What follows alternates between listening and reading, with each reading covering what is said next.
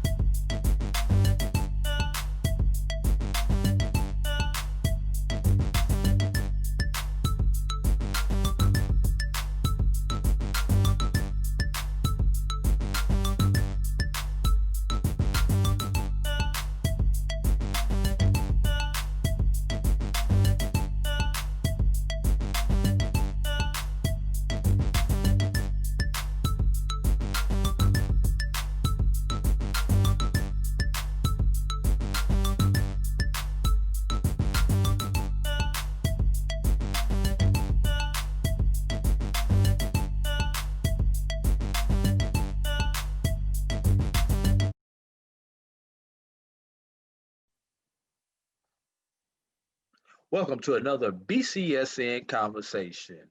We're continuing with our preseason basketball previews. Joining us today from Jacksonville, Florida, home of the Tigers of Edward Waters, Coach Fred Summers, head men's basketball coach. Uh, coach Frederick Summers is in his third season overall at Edward Waters College. Last year, the Tigers finished 13 and 14, 7-7 in the GCAC, which was a fourth place finish. Coach Summers, how you doing today? How's the family, and most importantly, how's everything going on campus, Coach? Man, I'm doing good, man. The family's good. Everybody trying to stay safe. And as far as things on campus, everything's going fine right now, man. We're just trying to make sure we keep everybody safe and, follow the protocols, necessary protocols for us to have a season. All right, all right. In your third season there in Jacksonville, you've got your entire coaching staff back this year. What does that mean to have that stability, especially during this time of instability with COVID and everything else going on? To have that, just to have those guys around you for a second consecutive season. Man, it feels good, man. Having those guys, guys that I can trust. That if something were to happen, I know the program is in good hands. I've been working with these guys for a long time, so they know what I expect and the things I want, and they champion the same message that I'm championing. So having them guys on the sideline is a plus. All right, got a veteran squad coming back, but before we talk about those players coming back, let's talk about some of those key players that you lost off of last year's team.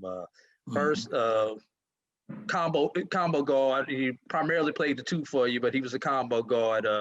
Anthony Young, who was a three-point specialist for you guys. Chris Oakley, who I've been happening to follow. He's going on to do some big things post his college career. And DeJuan Bass, who was kind of Mr. Everything for you. Yeah. Talk about the impact those guys, first of all, made for you last year and how they will be missed this year. Okay. I'll start with Anthony Young first. Anthony, of course, started at the 2-4s, shooting guard. And, I mean, you just can't have enough shooting, That's a young man that he was a gym rat. If he shot 10 times, you can pretty much expect him to make at least between 6 and 7 of those 10 shots. He just was. I mean, he was a great kid all around. It just he will sorely be missed. His shooting will be missed. His attitude and work ethic will be missed. Moving on from him to DeJuan Bass. DeJuan, like you said, Mr. Everything. DeJuan was probably our best all-around player, best post player. He played hard. He just did so many different things for us, and he played so many positions within the offense. And like I said, we got him the ball off the dribble, and we posted him up. He rebounded. He defended the other team's tallest post player. I remember at one point he was guarding Suno 7-footer last year, and it didn't bother him. He would take on any challenge, and So, you know, that's tough to replace. You know, that heart, that grit, that you just have to go and look for other kids that's just like it or better. You know, with Chris Oakland, heart and soul of the team. I mean, just hands down, he was our glue guy. He was one of our toughest defenders. He just, I mean, his leadership, just everything. When as he went, we went. That was the type of kid he was for us. And, you know, Chris Oakland has gone on to coaching high school basketball now. And we wish him success and much luck in that. And we're going to continue to support him and follow his career. So that means you got a recruiting pipeline for the future. Exactly. Already, Coach. Exactly. Yeah. Great. Now let's fast forward to this year. Start with the key players that are coming back for you from last year, and I'm gonna save one of them for you. Chandler Fontenot and Maurice Johnson. Okay. And Maurice was, even though he only played half the season, and I don't even know if it was really half the season, he made such a big impact. 16.3 points, 8.2 rebounds, 2.5 assists, shot over 40% from the three. And I was looking through his stats before I got on this interview with you. For somebody who played half the season and was still in the top 10 in the conference in double-doubles and 8th overall in blocks, not blocks per game, total blocks. That's a tremendous story. I mean, he was, of course, you know, you covered our games last year. Maurice was the difference maker. And I solely believe that had we had him from the beginning of the year, 13 and 14 wouldn't even been an issue. 7-7 in conference play wouldn't have been, you know, things would have been a lot different. But when we got him, it took him some time to get going, and you know, but he was definitely our top scorer, top rebounder, our top shot blocker. He was Mr. Everything for us, alongside of, you know, DeJuan Bass. We're looking forward to having him back this year and doing those things, you know what I'm saying, the entire year now, and just seeing where his success leads. Chandler Fontenot. Chandler was really good for us early on last year. He suffered a couple concussions, so he missed a lot of games last year due to, you know, his health. So hopefully he's, you know, stays injury free this year and can give us what we know he's capable of giving us. And we definitely can't forget about the little general. And that was the one I was gonna save. Robert Thomas, 4th in the NAIA in assist to turnover ratio, 5th in the NAIA in assists per game, and he is the engine that commands the car down there in Jacksonville. When he's on the floor, and he plays a lot of minutes, but when he's on the floor, the team tends to go the direction that you want it to go. Exactly. When he's off the floor, let's flip the coin and see which way we're gonna go. You know, right. He's the point guard, and he's the catalyst for the team. Talk about the senior Robert Thomas. Leadership. You know, on the court, that young man is just, I mean, I can give him the keys and sit down. And, you know, he's gonna make sure everybody's where they're supposed to be. He's gonna defend. Doesn't score a whole lot of points, but he can score. And that's one of the things we've been working on this year, is getting him to the point to where, hey, we got to have you scoring the basketball soon. And not just when teams are leaving you open. You know, he's a young man. I don't have to worry about turning the basketball over. You pretty much got to tackle him or knock him down for him to turn the ball over. And he's going to get the ball to the guys who need it, when they need it, however many times they need it. And I can't say enough about that young man. I wish I could keep him for another 4 years. And then she got some master programs, and they all of a sudden come up with some new eligibility requirements. Right. You know, exactly. This is going to be the last one for him. Yeah. Well, no, he actually has another year, because they came out. They get him another year. Oh yeah, that's right. This year doesn't count for uh, players. And Right. since you brought that up, let's talk about that. How does that how does that play into things, knowing that kids who choose to stay around because some of them will take will pursue their professional careers, some of Mhm. them will stay in school, especially Edward Waters not having graduate programs at this point in time. How does that kind of affect everything for you coming up into the future? Well, it's right now we're trying to gauge where we are with that, and at the moment, everybody has decided that they want to return.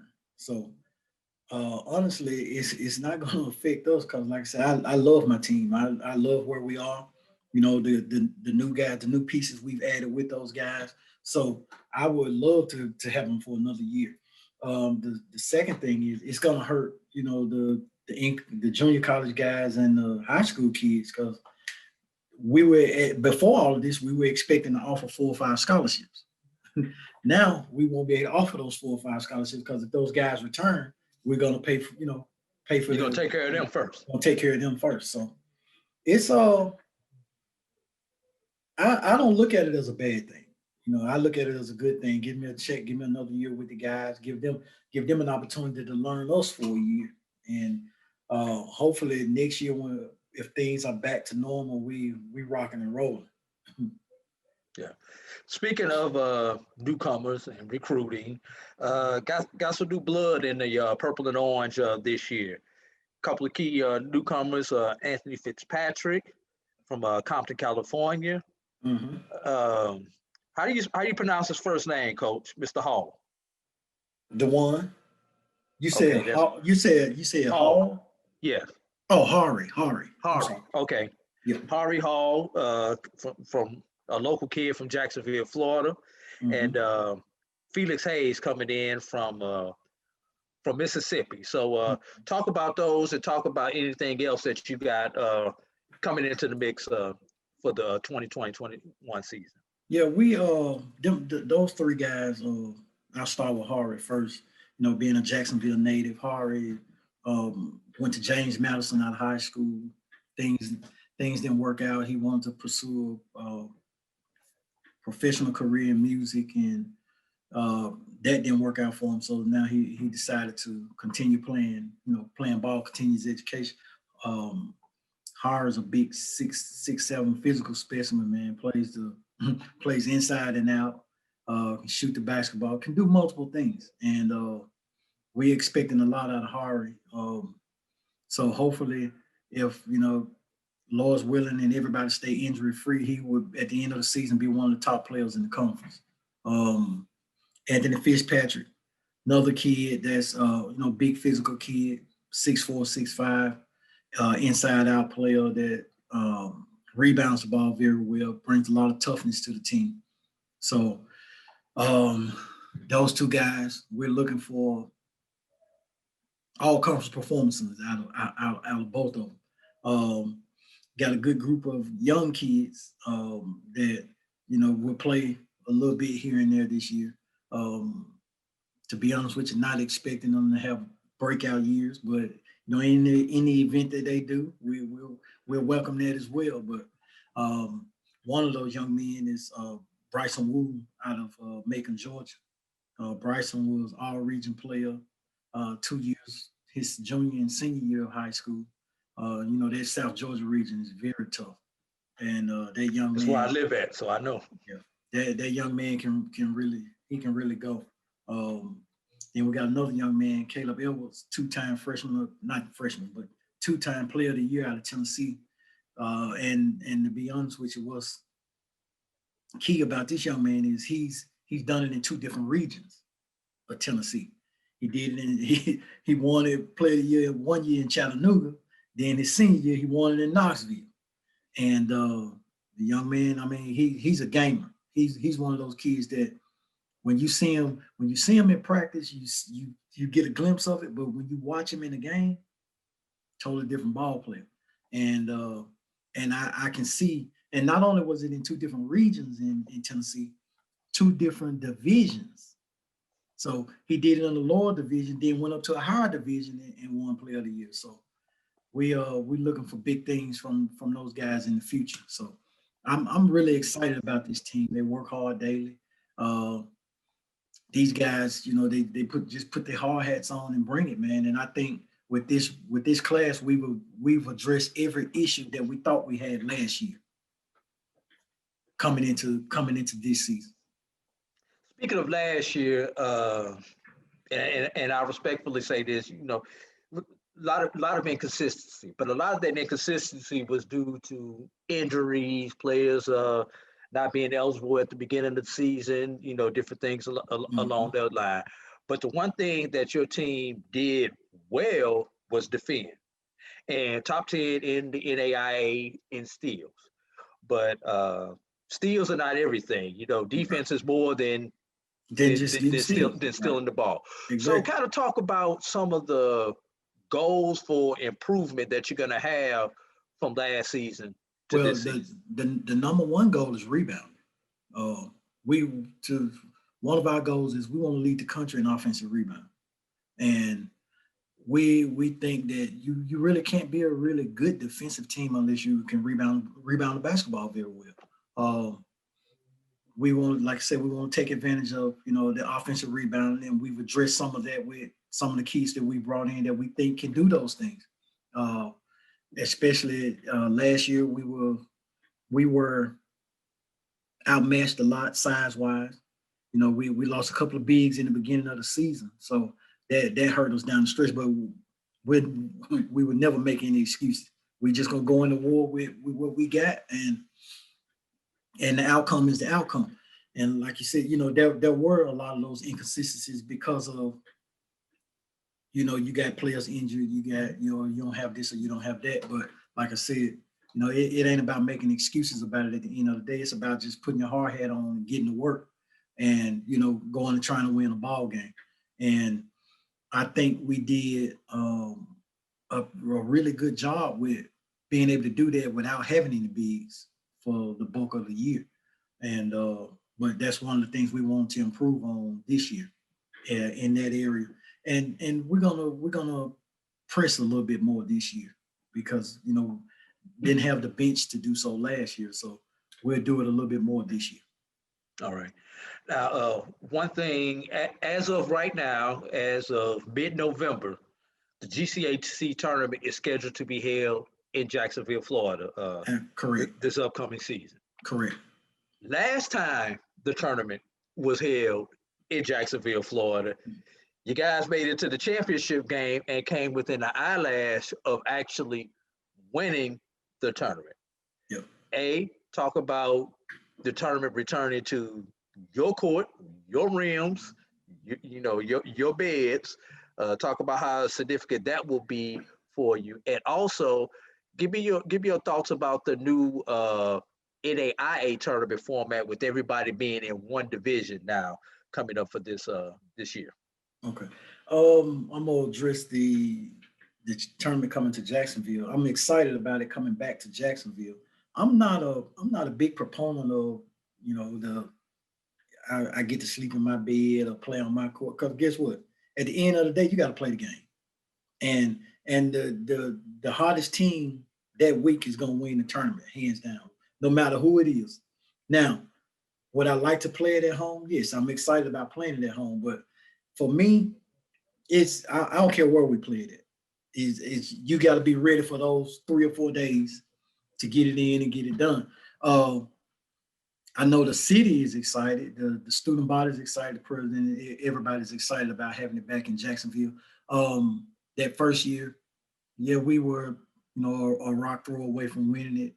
You know, Tougaloo had the better team that week.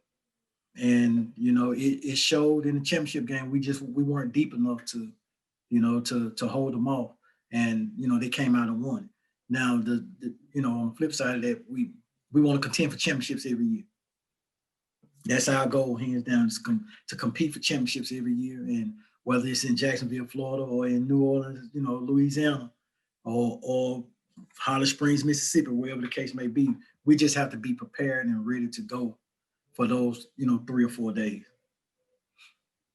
All right. And tell me what you think about the new NAIA format going to everybody being in one division now instead of Division One and Division Two. I thought, and me only being in NAIA for the last 4 or 5 years, I thought that it was wrong to change the format. But like I said, I wasn't a part of why they were making the change prior to all of this, and the reasoning behind it. But because now it just looks like the NCAA Division II format. So there's no significant difference between NAIA and Division II now with the formats. And I say that to say this. Okay, we know what the format is with NCAA Division I. That format is totally different from NCAA Division II. Which is different from Division III. Which is different from Division III. So NAIA, from everybody that I've talked to, from the things that I've researched, that 32-team format going to the national tournament was the best it could be from everybody's concern. So I'm kind of not sold on it because, like I say, it just reminds me of the NCAA Division II format that I coached in for 11 years. So it is what it is, but whatever the format is, if you win it in Jacksonville, you're gonna go to your regional, and then you're gonna look to go make it to Kansas City. Yep. All right, Coach. We're gonna get you out of here on these last couple of questions. Anything that I did not ask you that you want to get out? You got to tell your fans something, your alumni, anything that you want to get off your chest right now. The floor is yours. No, I just just hoping everybody mask up and do the things we need to do to get to get back to normal and get back to some sense of normalcy, and that everybody's families are safe, and let's keep each other in our prayers and do those things so we can get back to doing what we love to do. All right, Coach. Last question. How do people follow Edward Waters men's basketball? Via social media, via the internet, number one. Number two, where do we send a check if we want to support Edward Waters men's basketball? And then number three, if somebody's got a 6'11" out there for you, or a 7'1", or whatever it is that size, how do they reach you? They can reach me. They can email me at menbasketball@ewc.edu. You can always go to the website, and there's a recruit questionnaire on the website that comes directly to our email. So you can contact us that way at ewctigerpride.com and reach out to us. And we try our best to respond to everybody that may reach out. Social media, you can go to Edward Waters Men's Basketball, at Edward Waters Men's Basketball on Twitter. On Instagram, it's at Edward Waters Men's Basketball. Edward Waters Athletics on Twitter. Instagram, I'm sorry. All right. Got you. Well, Coach Summers, we appreciate you reaching out to us, helping us with this interview as we continue on our preseason basketball forecasting. And hopefully we look forward to seeing you guys on the Black College Sports Network a few times this season also. Yes, sir. And I appreciate you guys for having us and having me, and thank you guys for all your support. All right. So for Edward Waters men's basketball coach Fred Summers, this is AD Drew, and we'll have another interview for you coming up on tomorrow.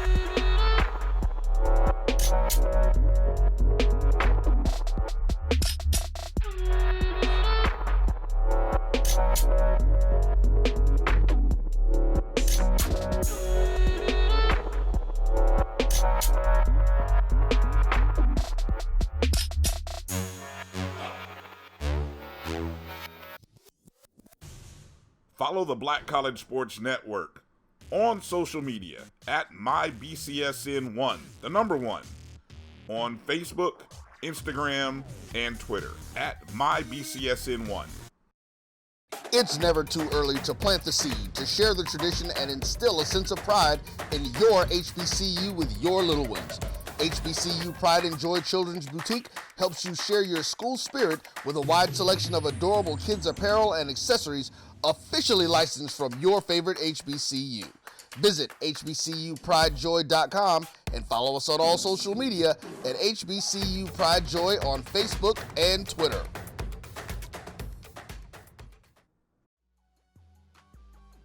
This is the Dean of the College of HBCU Sports, Kenyatta Cavill of Dr. Cavill's Inside the HBCU Sports Lab with Mike Washington and Charles Bishop. Come mix it up in the lab where the course lecture is in session every Tuesday from 6 o'clock p.m. Central Standard Time on Facebook Live, YouTube Spreaker, or the BCSN app, as we discuss all things about the HBCU sports culture, including exploring the week that was in the sporting HBCU diaspora, as well as the upcoming week of HBCU sports. With me, the Dean, the College of HBCU Sports, on Dr. Cavill's Inside the HBCU Sports Lab with Mike Washington and Charles Bishop. Course lecture dismissed.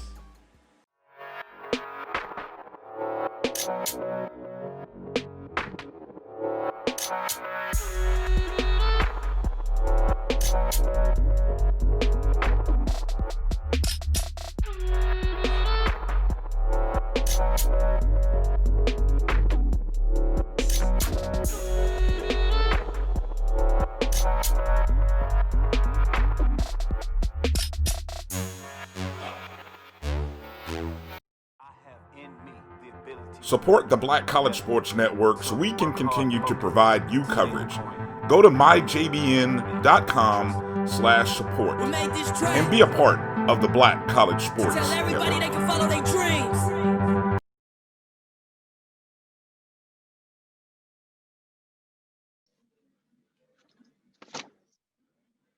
Welcome back to another BCSN preseason basketball conversation. Joining us today from Jacksonville, Florida, Coach Charmaine Wilson. Coach, how are you doing today? How's the family? How's everything going on campus with this crazy COVID situation going on? Hey, AD, everything's going well. Family is fine. My team is fine, thank God. The athletics department is grooving, and the EWC family is grooving as well. We're doing well. All right. You had pretty much looking back at last year, it was a tale of two seasons within one season. You got off to such a tremendous start, very competitive games, had an early win streak, and then, for lack of a better word, injuries, circumstances, a lot of things happened to you. I remember a couple of games, you only had 7 players dressing out and playing college basketball, playing basketball, period, with just 7, let alone at the level at which you guys play, is tough. So just kind of give us a quick reflection on last season. Last season was a pretty good start. We were off to 11-0, had a team of 12, and then after that 12, things started to dwindle a little bit, and I was down to 9 players at one point. But I think you said it best. The wheels started to roll off a little bit when it was conference time. And when it's conference time, things are a little tighter, rotation is a little smaller. So you play your players that that can get the job done. And I had 3 key players on that team that were getting the job done. Actually, it was 4. I lost my leading scorer, Mia Late. She was averaging 18 points. But at that time, she was also our leading turner. She was turning the ball over. I call her the turnover queen. And I can say that now jokingly because I used to say, look, you can score points, but you're giving away the basket too, the ball. So with that being said, I had 9 in rotation that I was playing consistently, and things that didn't go our way in the second half of the season due to injuries and different circumstances on and off the floor. So we tried to sustain as much as we can. All right. Speaking of last year's team, key player, Mia Lake, and we're gonna come back to her. Mhm. But you also lost another two other key pieces to that rotation that you had from last year's team: India Searles, Lexia Bell White. How will Okay. they be missed this season, especially because they actually had eligibility remaining for you guys? Well, Lexi Bell White was done. She was a Okay. JUCO transfer. I had her for 2 years. And Lexi, I was a little disappointed at the same rate. You know, she was a transfer trying to understand the system, but I wanted her to make more 3 balls for us. India is definitely going to be missed because she was a shot blocker. She protected the rim for us. She didn't think it was a good fit, so she moved on. And with that being said, with those 2 or 3 pieces being missed, I did have 3 players come back. Laquanza Glover was averaging a double-double. Latero Ransom was averaging right at a double-double. So, and you know, my point guard, Shaquanza Brown, was just kind of being solid on both ends of the court, stealing, assist-wise, and giving points at the same time. All right. So, yeah, with that being said. Before we get into those returning players, talk about Mia Lake. Scored, I think she's finished number 5 in the modern era, and in Edward Waters scoring. She can. I think I saw her go for 38 in the game when I was there in person. We know that she can play ball. She can score in bunches. You know, Right. she'll have 2 points at the end of the third quarter and wind up the game with 24. So Right. talk about her not only her scoring on the court, but her leadership will be missed out at this year. Well, Mia's talent could not be taught. She just had a scoring ability that nobody can teach. She scored in bunches. I would go 1-4 flat for her all the time, and she would just put the ball in the bucket. So that scoring will be missed. Mia did a lot of great things for us, and I remember the game you're referring to, which she had 38 points. That was against Tougaloo. She did that twice this season versus the same team. So again, a player of that caliber, you do miss that type of scoring. But in my offense and in the offense that we run here, it's spread it. You know, I like double digits amongst my starting 5. Now the ball spread it, and not everybody has to put the ball in the basket at a consistent basis, like 20 points a game, 12, 14, 15. I like to spread the offense. So everybody get a touch and everybody's contributing. All right. Top players coming back. Laquanza Glove. You guys Absolutely. call it Q. Yes. Yeah, Laquanza Glover is is definitely Q. Yeah. Who is a big in a guard's body, as I like to say, Right. which actually creates a mismatch for opposing teams. Shaquanza Brown, who, if you've never seen her play, is not only is she fast, but she's also quick. And anybody who understands basketball knows there is a difference between fast and quick. And Latera Ransom also. And all 3 of those are essentially local kids for you guys. 2 of them being from Jacksonville, 1 of them being from right down I-95 in Daytona. Talk about those players, those key players coming back for you. Well, first I want to say those 3 players are my big 3. They are the captains this season. Laquanza Glover, Shaquanza Brown, and Latera Ransom. They will lead the team on and off the floor this year. With that being said, as you know, Laquanza Glover, out of 29 games last year, she had 20 double-doubles. We are expecting the same thing. She averaged 14 points and right at 13 rebounds per game. So, you know, Q knows that she's going to be utilized as a guard and a forward. She's ready for the challenge. Another thing about Q, she lost her father this past off-season. Very challenging. Her father was her biggest fan, and we will all miss him. I would love to hear, come on, Laquanza, in the background. That even inspires me to coach her a little harder and coach up the team. So he would be sorely missed. So Q is going to play for a lot of reasons this season, and play harder on the court for her father. As far as Shaquanza Brown, you said it. She's quick and she's fast. And there's a difference. She's my floor general. She understands the system a little bit more. She understands what I want offensively, up-tempo, defensively, up-tempo. So she's being utilized on both sides of the ball, and she just brings their leadership every day. Great deal of energy, great deal of energy. As far as Latera Ransom, long, lanky, uses her frame, uses her length, great rebounder. She wants to put the ball in the bucket as well, so she can stretch the defense by shooting the 3-ball for us. I've asked her to do a little bit more scoring from the outside, and she's up for the challenge. So again, that's my big three. I'm relying heavily on them, and we'll see what this season prevails. All right. One thing that's going to be key for you, especially the style that you like to play, because you like to press, you like to run. You know, if you score 80 points in the game, you feel like you didn't score enough, because I know you like to get 90, closer to 100 if you can. The key thing for you is going to be depth. And you brought in some new players this year. Hopefully that will contribute some minutes and help you with that depth. And please forgive me if I get some names wrong. Okay. Tyra Blair, Molly Raggle, Right. and help me out with Miss Hutchinson's first name. Tiana Hutchinson. Tiana. Tiana. Okay, Tiana Hutchinson. Talk about what they're going to be bringing to the table for the orange and purple this year, and any other key players that we need to look forward to as we come in this year. All right, I'll speak briefly on the three that you just mentioned. I want to start with Molly Raggle. It's like Bagel Raggle. That's how I get her last name right.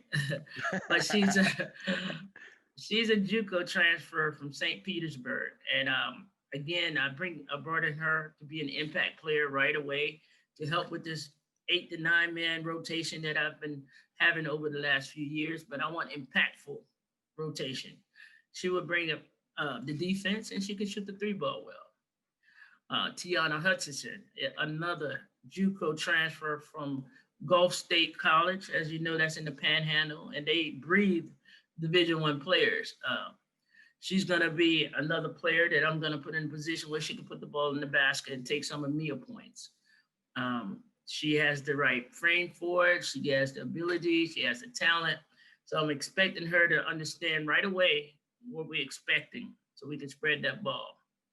Tyra Blair is a freshman from First Coast High School. She's small. She's smaller than Shaquaza, as a matter of fact. So we want to use her speed and quickness in the pressing. And I think it's going to take her a couple of years to understand the system, but once she gets it, she got it. Two players you did not mention is, Amani Dockery from New York. She's a 6'3" post player.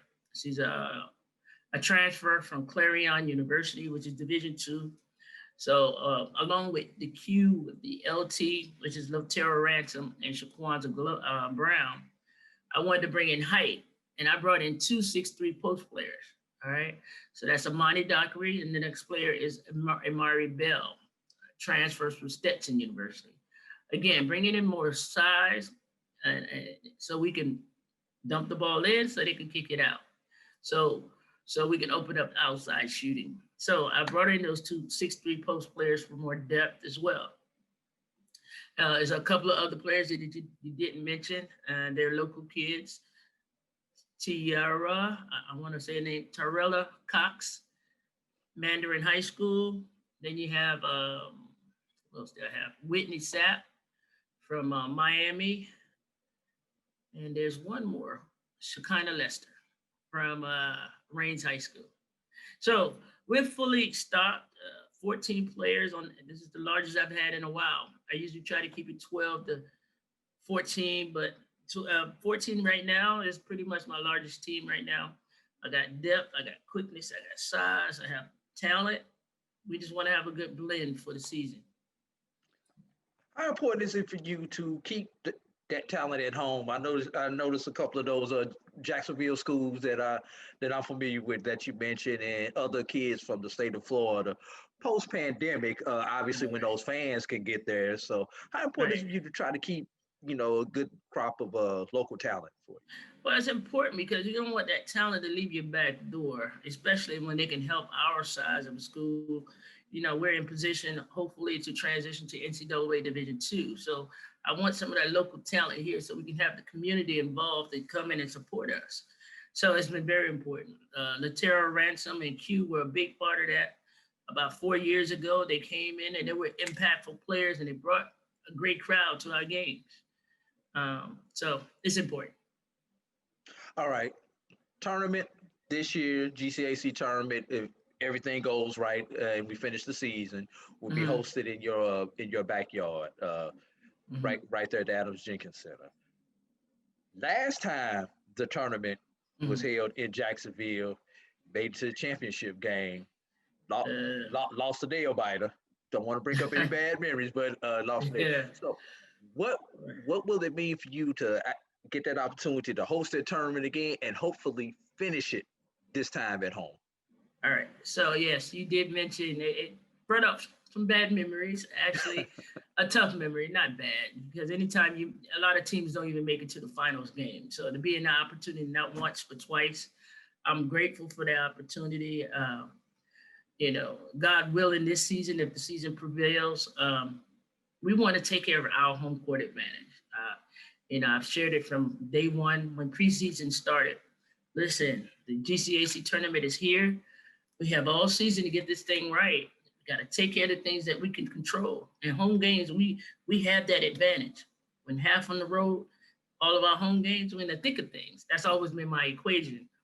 However, when the tournament comes, is a new season, and we have to have that armor on our back when we want to cover home. So I'm looking forward to it, but it's under God's will whether we get there. All right. Go ahead and get you out of this on this one, Coach. Any final thoughts you want to get out? Any questions I didn't ask that you want to send out to the people? Anything you want to say to your alumni, your fans? The floor is yours, Coach. Actually, I just want to say, come support the Lady Tigers, whether it's at the gym or online. Hopefully, every game will be live streamed.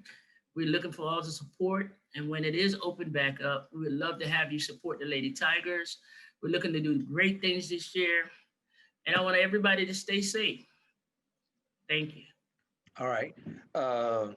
If I got any more 6'3", 6'4" post players that you how do we get in touch with you? B, how do we follow the Lady Tigers on the internet and on social media also? And last one, where do we send a check if we really want to support the Lady Tigers?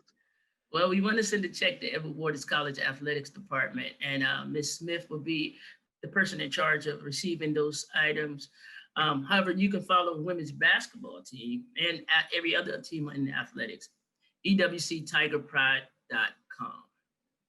Again, thank you, AD. Hope I answered your questions. Feel free to call me anytime. Yeah.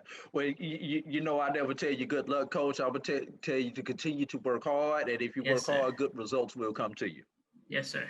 I'll take that. Coach Charmaine Wilson, women's head basketball coach at Edward Waters College, the Lady Tigers of EWC.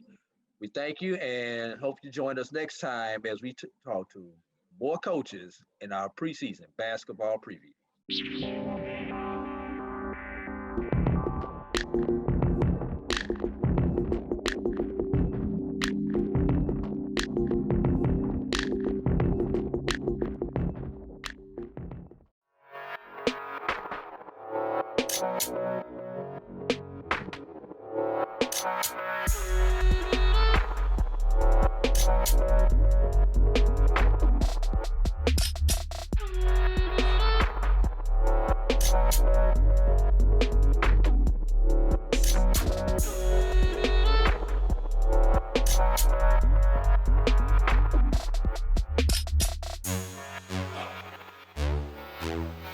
It was a monumental game for A&M and Tampa. It was a monumental game. Somebody had to lose, and thank God it was them this time. We knew it was going to be a battle. Look at Jake Aver's record.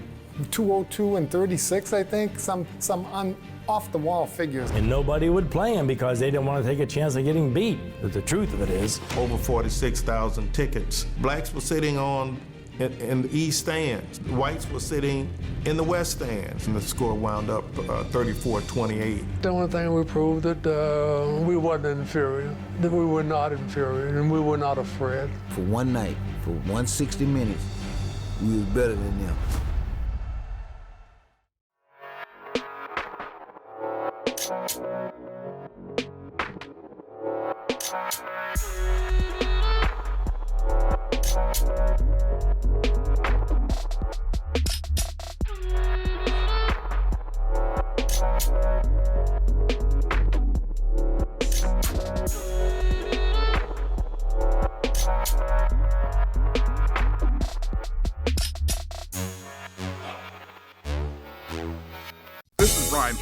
AD Drew and I are co-hosts of the BCSN Sports Wrap. We talk about all things related to HBCU athletics. From the games, teams, coaches, and fan interest stories, we cover it all. You can find our shows on Facebook at BCSN Sports Wrap, YouTube at MyJBN Online, and everywhere you listen to podcasts like Anchor, Spotify, Google, and Apple Podcasts. You can also find the show on the Jericho Broadcast Network's app. Make sure to download. We look forward to you joining the conversation and being a part of the show.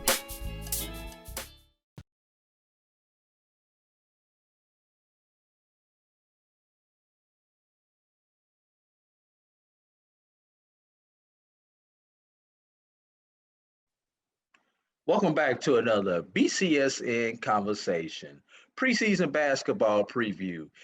This time we're coming from NOLA, New Orleans, Louisiana. Joining us today from the Gold Rush, Xavier University, the defending GCAC champion, Gold Rush, Coach AJ Williams. Coach, how are you doing today? How's the family? How's everything going on campus right now? Thanks for having me. Things are going well. I mean, we recently got an opportunity to play 3 games. Had 1 game canceled on us due to COVID issues and a storm. And then just recently, we tested and had 3 of our guys kind of come up with some positive cases. So we shut everything down for the end of the year. So we're currently in our quarantine right now. So, but all is well. Guys are in good spirits.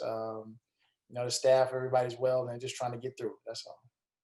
And since you put it out there, let's talk about it. How has this year been different than any other? You're not able to do the stuff that you normally do during the off season. You're not able to recruit the way you've been able to recruit. I don't know how many times you guys have started and stopped, but everybody has gone through starts and stop. And if you haven't done it yet, get ready, because you will be doing it at some point in time throughout the season. So just kind of talk about how things are different this year as you try to defend your GCAC conference championship. Well, the start-stop piece, this was our first time actually stopping. We were very fortunate to get this far without any situations, and we were very optimistic that we were going to be able to get through it. But I always say it's a reason behind everything. So we were missed out on 2 games and an exhibition game, but it gives us an opportunity to focus in the classroom to finish up strong. So I guess it's a win-win on that part of it. As far as the recruiting piece, recruiting has been rough. A lot of virtual things. A lot of FaceTime calls and things like that. And it's kind of hard to really gauge student athlete to figure out how they fit with what you're trying to do. So, a lot of the things that we're leaning our head on, being able to, we've seen a lot of guys we've recruiting in the process already. So we have a decent relationship with them and just continue to build throughout the process, and as soon as we can possibly get them on campus and kind of enjoy campus a little bit, campus life. All right. A couple more questions about last year before we go into this year. We've talked about this on a previous podcast, but I want to bring it back up again. Talk about the whole process, the disappointment of not being able to actually play in the tournament in Kansas City for you guys, and you guys were on such a hot streak there at the end of the season. A lot of teams were scared of you going into the NAIA tournament. So just kind of talk about that disappointment that you had last year? Well, a lot of teams don't get the opportunity to finish the year on a win. And, we got that opportunity to finish the year on a win. So we were grateful for that opportunity, and also to be able to erase a 24-year drought of winning the tournament championship, and also being able to do it in front of our fans and family. So that piece of it was special. The disappointment of not being able to go to nationals and really, represent on a national level, that piece of it was heartbreaking. I'm not gonna lie to you, especially for my seniors and, for myself. I told everybody, like, once we got the news that we weren't going, man, I got sick for like a week and a half just because we couldn't go, man. And maybe that was just my body breaking down because all of the hours that we put in to make sure we have success on our program. And so, it was good to get a rest, but at the same time, we definitely wanted to have an opportunity to represent nationally.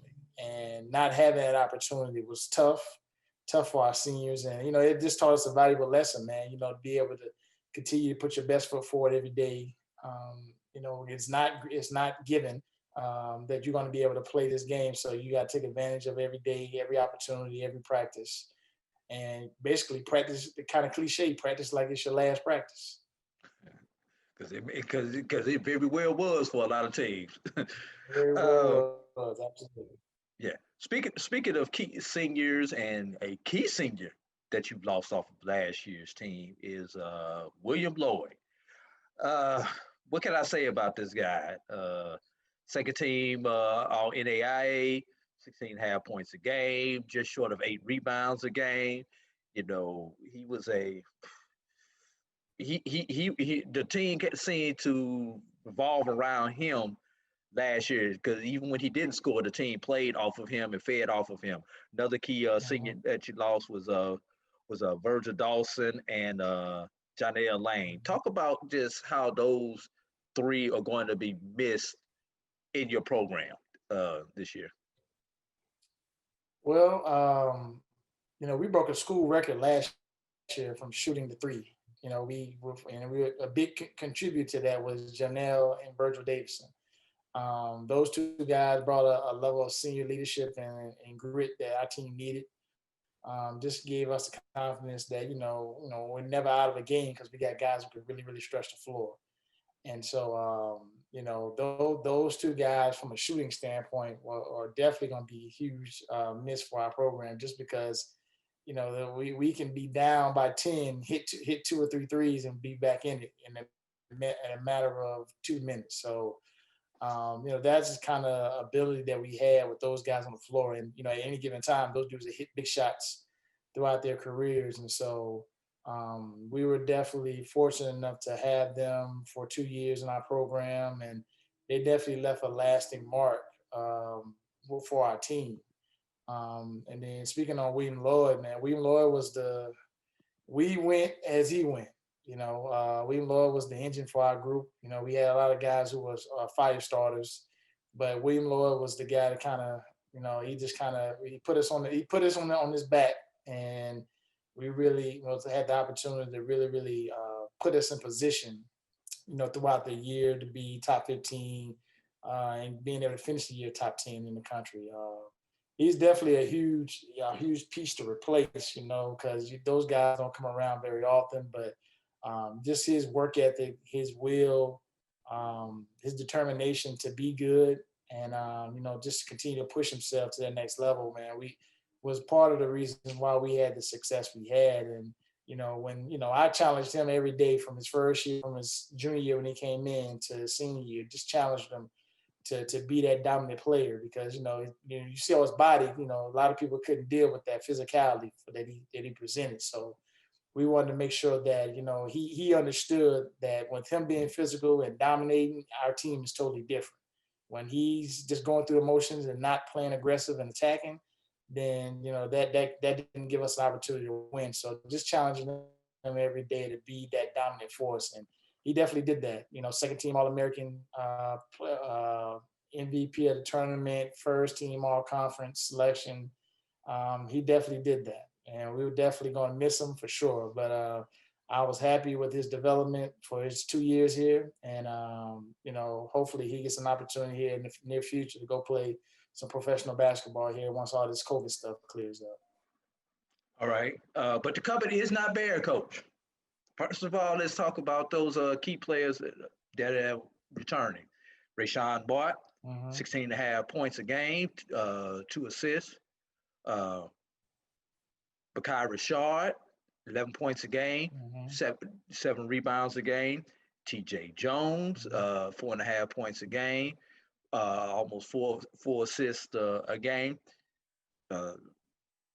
Talk about those and some of the other key players that are coming back for you this year off of last year's championship team.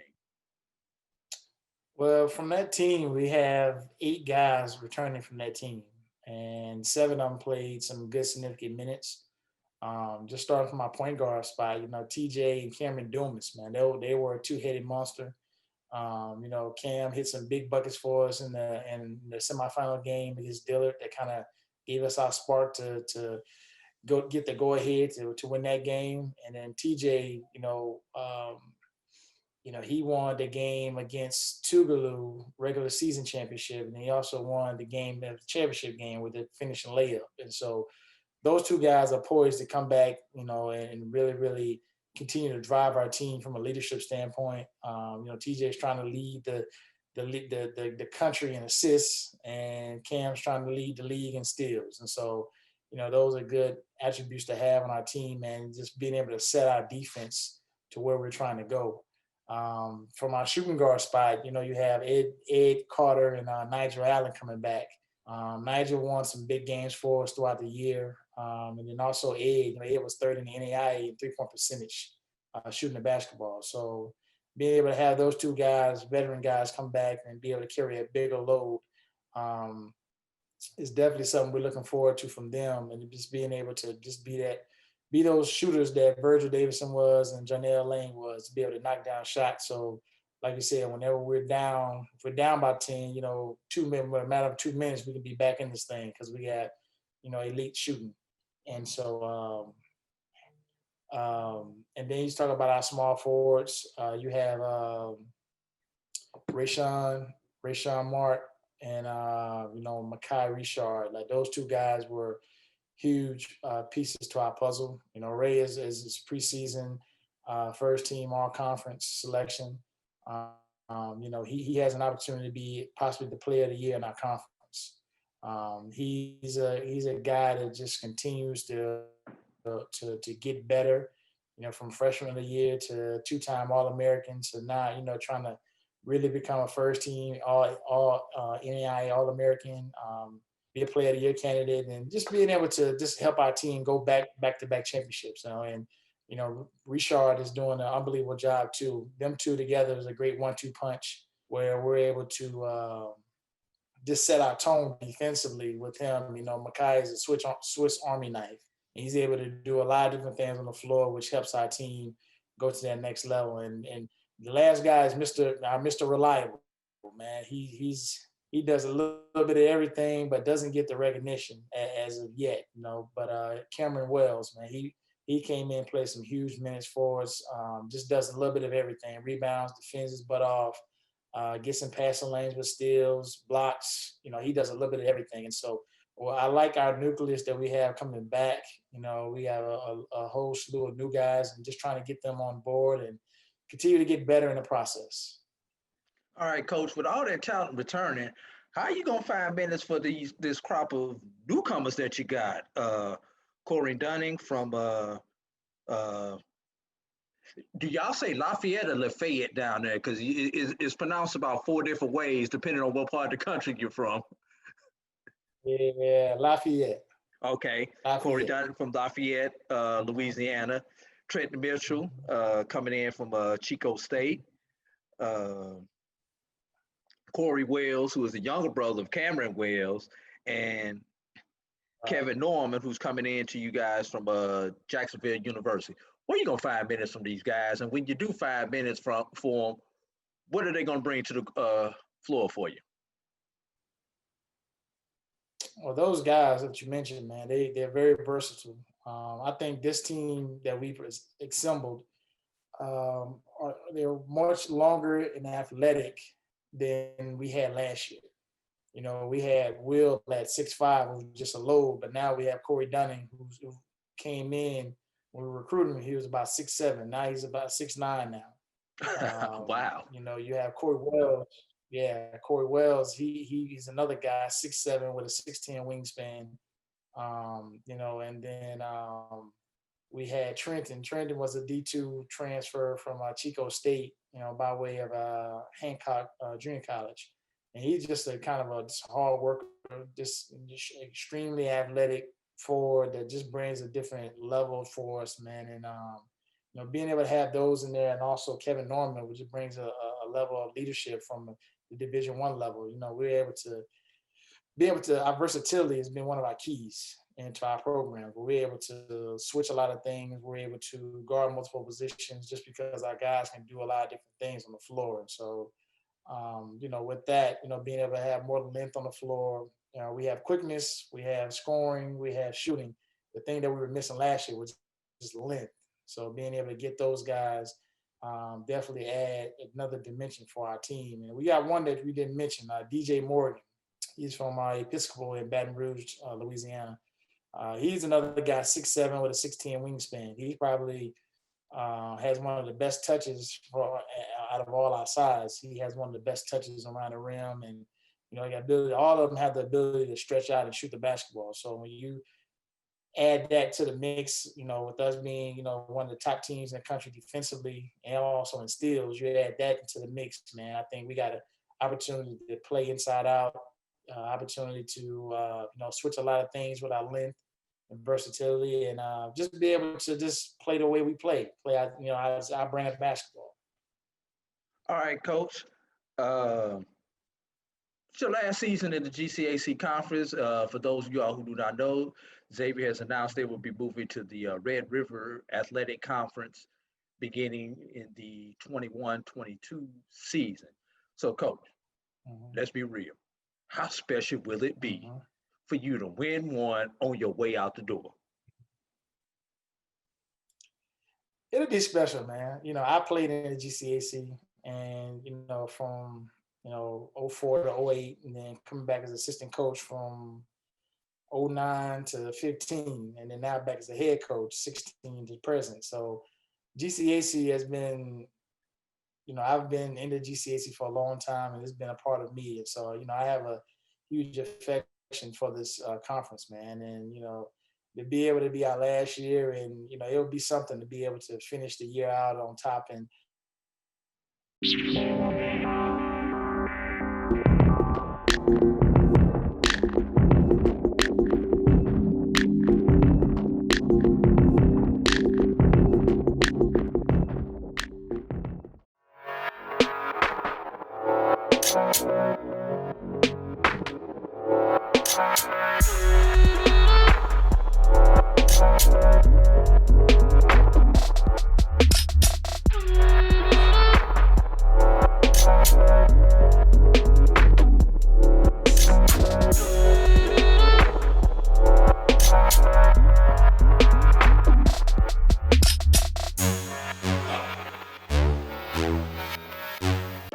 Have you had your Earth Blend coffee today?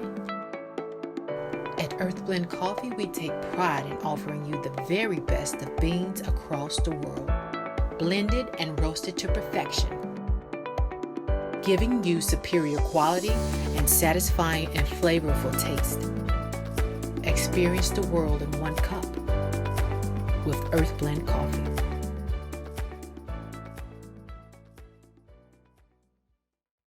Q Time is a classic Atlanta soul food restaurant located in the historic West End. Q Time Soul Food is a family business started by Fred and Christine Crenshaw. Come on in, relax, and sink your chops into our tantalizing, mouth-watering, distinctive soul food with a twist, the Q Time way.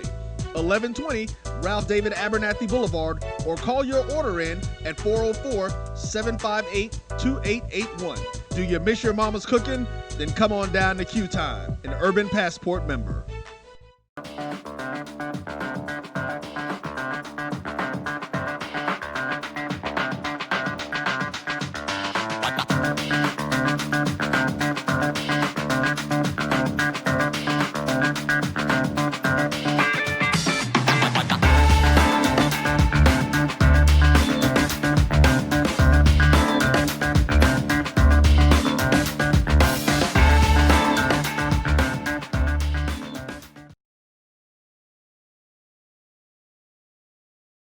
Welcome back to another BCSN conversation. Joining us today from New Orleans, Louisiana, head women's basketball coach, Bo Browder. Coach Browder, how you doing today? How's everything going on campus for you guys? And most importantly, how's the family doing? Everybody's doing pretty good. Everybody's doing pretty good. We pretty much about to wrap up campus life. Our students will be heading home next week and returning in January. For our athletic program, our women's and men's basketball team, we'll report back on January 2nd. I think our university has done an outstanding job of making sure our student athletes and our students get tested, a couple times a week, or making sure that we're going to follow the right protocol and everything like that. So it's been a pretty good semester, but, the virus is at an all-time high right now in the country. So, man, we're just praying that things get better and, people mask up and people stay at home for the next 6-7 weeks. That would be a blessing and everything. All right, Coach. Before we even get into talking about the season, you got a personal milestone that you could possibly achieve this season with a good season. And it's going to be a little bit of a shorter schedule, but you still have a good chance of getting there. Win number 500, Coach.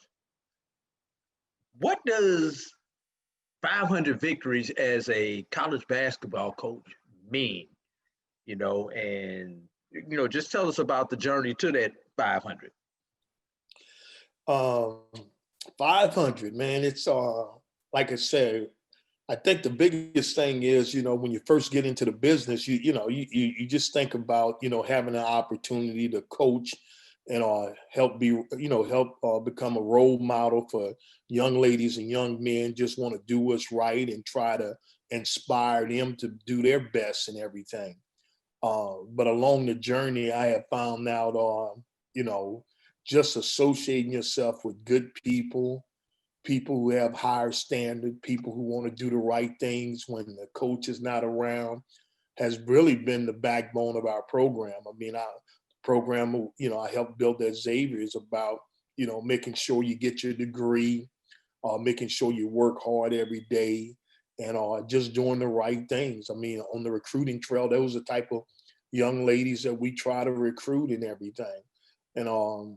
And I always tell them a story at the beginning of every year. I talk about, my mother and father who, had high school diplomas, and that was pretty much it. And they just worked extremely hard. They just worked extremely hard. Just good old country folks. And my mom always told me she didn't have a PhD in education, but she had a PhD in knowing how to treat people and everything. And I think some of her philosophy and beliefs rubbed off on me, because I think the bottom line is when you're dealing with people, you always got to go the extra mile. And when we talk about how many victories I'm getting up to, I always tell my players, if you leave Xavier feeling like, we didn't have a good relationship, I'm going to take some responsibility on that also. But, I want to make sure that you understand that you had something to do with it also. So I take pride in just trying to make sure my players understand that, hey, this is a job and it is a business also. But at the end of the day, I truly care about them and everything like that. So, my first 3 or 4 years at Xavier, it just became a little joke on campus where, my players would call me dad and everything like that. So it just kind of stuck with me. And some of the young ladies, they really liked it. And then you had some of them who get a little sensitive about it, be like, I got a dad already. But, it was a good joke and everything like that. But it played itself out, and I played it out so well. Like you said, I'm getting close to 500 wins. And like I said, I never would count the wins. And because I had a coach told me a long time ago, and this has been my philosophy too. He always said, coach every year like it's your last year. So I never get caught up on the number game and everything like that. And, you know, I have a friend who told me, she said, you know, sometimes you can just keep doing a good job, and you don't realize all of the awards you have accomplished and everything like that. And, you know, I kind of sat back during this Corona thing. And like you said, you start saying, well, I'm close to 500 wins. I pretty much have analyzed my career in some kind of way. And just dealing with this virus just make you sit back and just realize how truly blessed I am. You know, my ultimate goal was to play in the big leagues, play Major League Baseball. But, you know, I fell in love with the game of basketball in high school because my high school coach played at LSU, and you know, he was a pretty good player and a great high school coach and a great mentor for me. And you know, I just fell in love the way he coached and the way he mentored young men. And I always told him I wanted to coach, and you know, so I didn't make it to the show, but you know, I think I have done all right, you know. So I'm just truly blessed, and I'm truly blessed for all of my assistant coaches, all of the head coaches I have worked for, and all of the parents who have really trusted me to be a role model and to be a father figure for the young ladies and young men who have been in contact with on 3 different universities and everything. So I feel truly honored, and I don't take it for granted. And I know that God has truly blessed me, and I'm just praying to keep doing what God would like me to do and everything.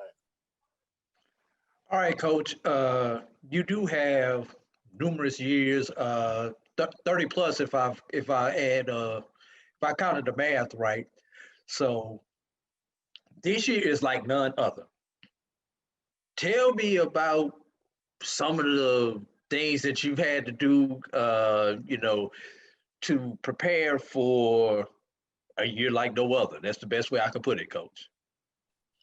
Well, this year it's just been a challenge on the whole country, the whole coaching field right now is just trying to,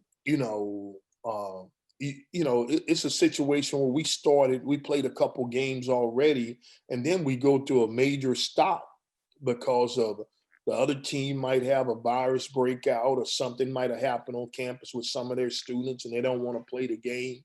So it's been really a challenge and everything, making sure our student athletes, or when we are in practice, the distance, making sure all of them are not in the locker room at the same time or just hanging out. I mean, it's been a major factor in just the way we do business and everything like that. And some coaches, and the kids really want to play, but I have talked to a variety of coaches who say, hey, or maybe we shouldn't play. And I know there's some Division II schools that are not playing. I know there's some junior colleges that are not playing, but most of the time when you ask those young folks, they definitely want to compete and everything like that. But then we're going from a standpoint of a safety precaution. We want to make sure everybody is safe and everybody's able to get through this and everything like that. And, like I told my players, I said, the worst thing that can happen is for somebody to get really sick on your watch. And that's the same thing with the administrators. They're really concerned.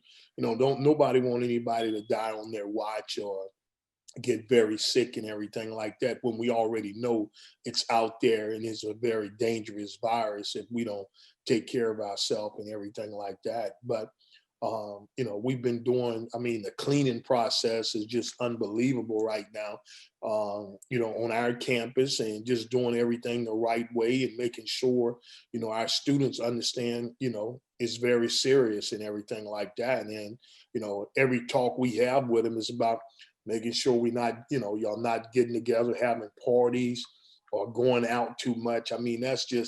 That's very challenging for 18 to 23-year-old kids. You telling them to stay put, for an older guy like me who, hey, I don't mind staying at home and watching Netflix. That's all right with me. But those young kids that, after 2 or 3 days of that, they got to get out and move around. And then it's not the college life the college experience what they're accustomed to. So that's been the big difference in everything. But it's been a challenge. It's been a challenge, but we're going to take it head on and just make sure we try to keep everybody safe and make the adjustments. As coaches, that's one thing we talk to our players all the time about making adjustments. And this year is really all about making adjustments and everything.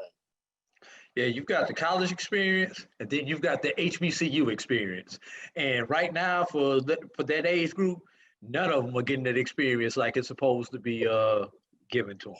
But enough about this coronavirus. We could probably sit here and talk about this all day, unfortunately. Let's talk some basketball, Coach. And we're gonna start off with last year.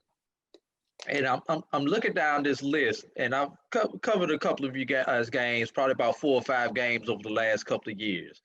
And it seems like some of the names that I'm getting ready to call to you are the names that I've called numerous of times during the broadcast that I've been on. Got Shaylin Moore that you're losing, Essence Wells that you're losing, Nahari Pierce, you're losing. Gina Smith is gone off of last year's team. Maya Trench is gone off of last year's team. Coach, talk about what those players who've gone on to bigger and better things, hopefully, meant to your program. Well, the bottom line is, most of those kids came in as freshmen and everything, and we do a good job of trying to build our team off of freshmen and then bring in a couple transfer kids. Most of those young ladies or freshmen came in. I watched them grow in 4 years. All of them have gotten their degree. They graduated in 4 years. I mean, that's the bottom line with everything. We had some success and everything like that. We won the regular season championship. We lost a couple times in the tournament championship with that group. And, if you ask them, they would probably say they had a wonderful college experience. From a basketball standpoint, we feel like we underachieved a little bit. Still had a successful program with them in it. But I think you asked them, we probably underachieved a little bit. But most of the young ladies are, they played really well for us at times. I think the biggest thing with that group that you mentioned is that, I always tell them, we had a struggle with that group of being consistent all the time. But when we played well, I mean, we could play with anybody in the country and everything like that. And, we had some very good wins against an outstanding program like Talladega College. We had a good win against Loyola, some of the top-ranked NAIA schools. So we have shown that we can compete with anybody in the country on any given night. But those young ladies have done an outstanding job. I mean, Maya Trench, she was, I think she was, one time she was voted All Louisiana Player of the Week. I think she had a double-double as a point guard. And that was unbelievable for her as a freshman to come in. Shaylin Moore, great three-point shooter. Essence Well, very well-rounded basketball player. Nari Pierce, good post player from California, did a good job. So, and Gina Smith from the ATL from Atlanta, did a great job also. But like I said, again, with that group, I'm very pleased with them. All of them graduated within 4 years, and they out doing great things right now. They have all of them have good jobs and are working hard and everything. All right, Coach. Now, cupboard is not bare, though. You've got a lot of key players who are returning this year. Kyla Duncan, and I can't remember how to say her name.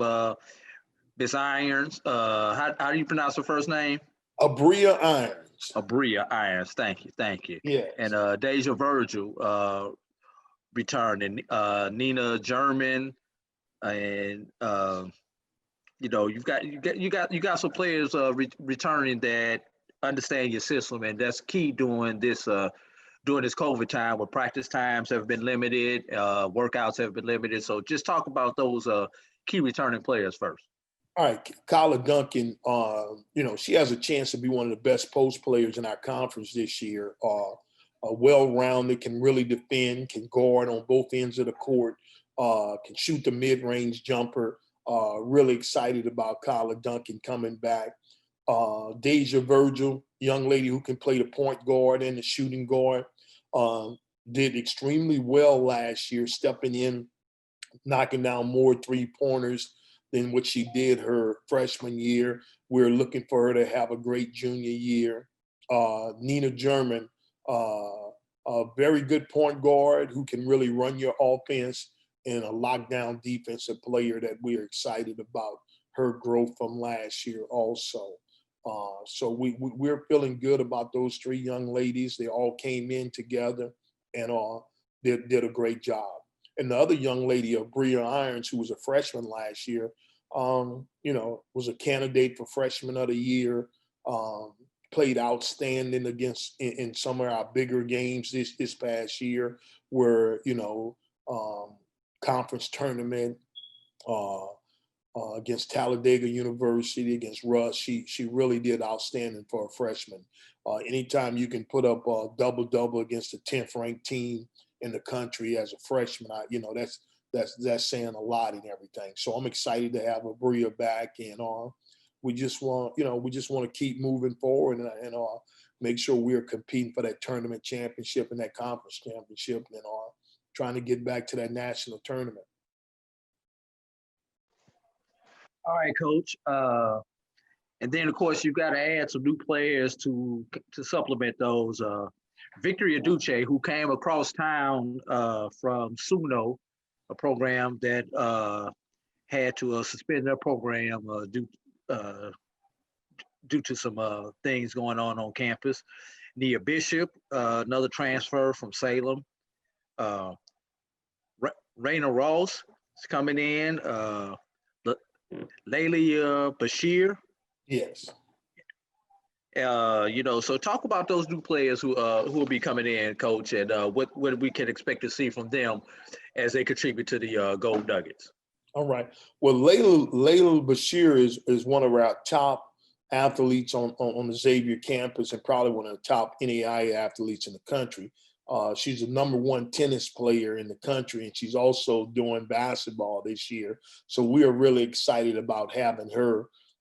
She tried out for the basketball team last year and made the team, but decided to walk away from it. Since she was a freshman, came in on a tennis scholarship, and she just wanted to test the waters a little bit to see if she could handle it from an academic standpoint and playing tennis. And she did an outstanding job for our tennis program, who's one of the, they one of the top 4 tennis programs in the NAIA and everything. So Layla decided, to come out this year and have shown great signs of she can also be a pretty good addition to our program, can really defend, got an amazing jump shot, and can knock down the 3 ball also. So I'm looking for good things from Layla.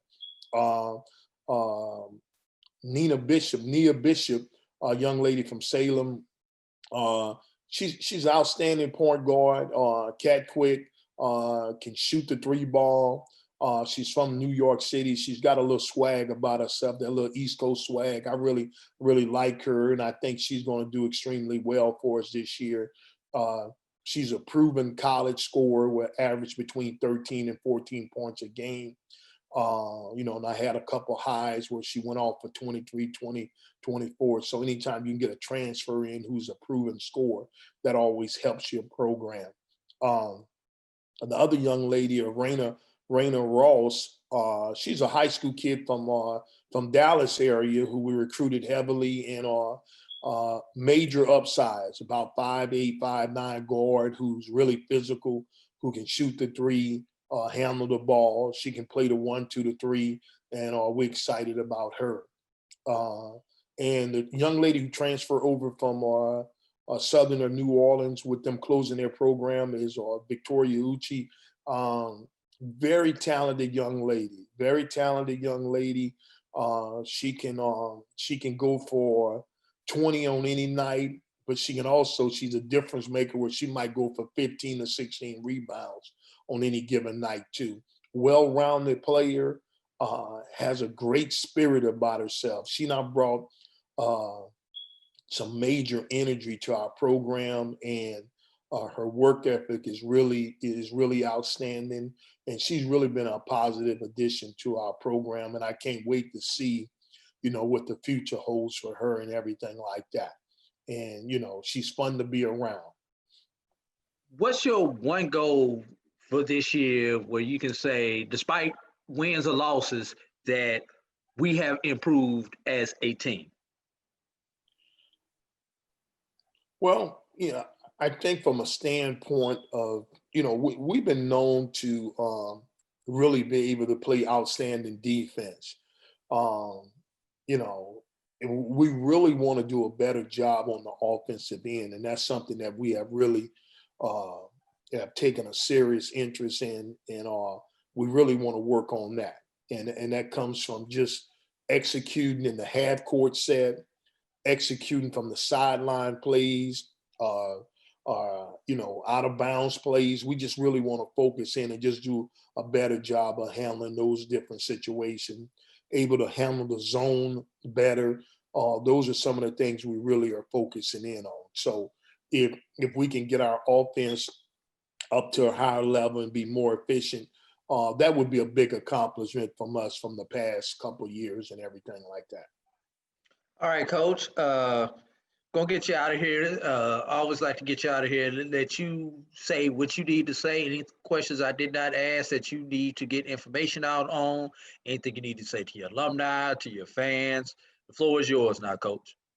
No, like I said, I really appreciate you giving me another opportunity to come on your show, for our alumni. The bottom line is we don't know how many fans we'll be able to have into the game, but you can always watch us on the streaming system and everything like that. And we definitely going to have a good product that we can put out on the floor this year. And just want to make sure everybody stays safe, and God bless everybody and have a happy holiday and everything like that. All right, Coach. And where can we watch the Gold Nuggets play at on the internet? Where can we follow you guys at on social media? If you got about a 6'2" to 6'4" girl that we need to put in the in the gold and white, how do we get in touch with you? All that information. Yeah, you can go to XU Gold. That'll take care of everything. That'll give you our Twitter page, our Instagram, our website. You can find all my contact information, my assistant coach's contact information. You can find everything about our athletic program. They also have where you can see it, take a look at our facilities and everything like that. So XU Gold is the one where you need to go to, and it'll take care of everything. Our athletic director has done a good job of making sure when you go to our web page and our SID that it's very easy to find all of our information and everything. And you can also, on our web page, you can go back and watch some of our women and men's basketball games. So you go to XU Gold and it'll take care of everything for you. All right, and most importantly, if you got a check that you want to send to them to support women's basketball, use that same website. Just making attention to women's basketball, though, so it goes specifically to the Gold Nuggets basketball account. That is so. That is truly correct and everything. And we'll take anything you want to send. We're not picky and everything. So just like I told you, I just want to tell you thanks once again, and I'll make sure you have a happy holiday and stay safe also. All right. And I'm going to say it, even though he's probably not going to claim it, but I'm going to say future Hall of Fame basketball coach for the Gold Nuggets, Coach Bo Browder. We thank you for joining us today on our BCSN conversation, and continue to work hard so that good things will come to you throughout this 2020-2021 season. All right. Good Lord said the same. Hope I'll be back on it. If we able to hit that magic number. All right there, Coach. 500, put us at the top of the list for that interview after 500, Coach. I got you. All right. God bless you and everything. Take care. All right. Thanks a lot, Coach.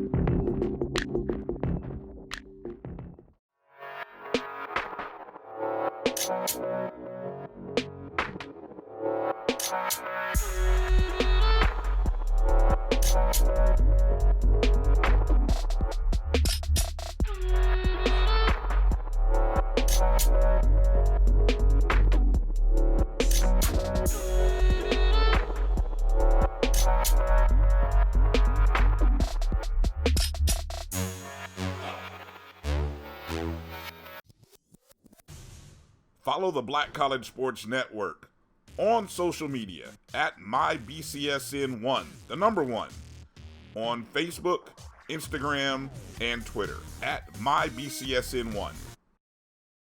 But yo, my beats, they are hard.